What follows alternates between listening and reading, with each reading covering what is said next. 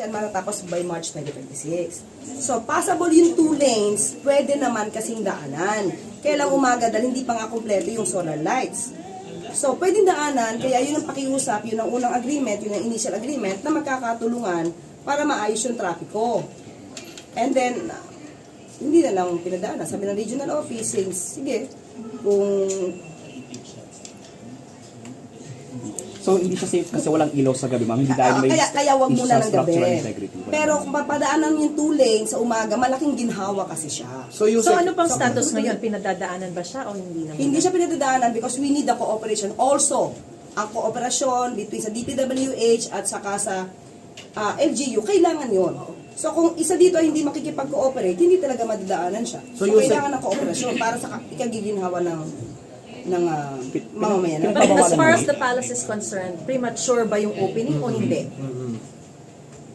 Kung madadaanan siya yung 2 lanes, hindi siya premature. Pero pinagbabawalan ba, ma'am, ng LGU kasi na-mention na kailangan ng coordination ng LGU. Kasi ang gusto ng mabuo yung sa solar lights hanggang pati gabi. So ang unang initial na agreement ay pwedeng daanan sa umaga, 6 a.m. to 5 p.m. So since contradict yung LGU, ma'am, Ayoko hindi na mo sabihin siya- contradiction. So, Kailangan hindi lang mo na natin is siya- cooperation. Hindi mo na siya pinadadaanan. Dahil walang cooperation. Dahil, kasi parang hindi agad pumayag na dapat may ilaw lahat. So dapat lahat kompleto. When in fact, yung initial agreement is okay na sana. Para pang umagang daanan.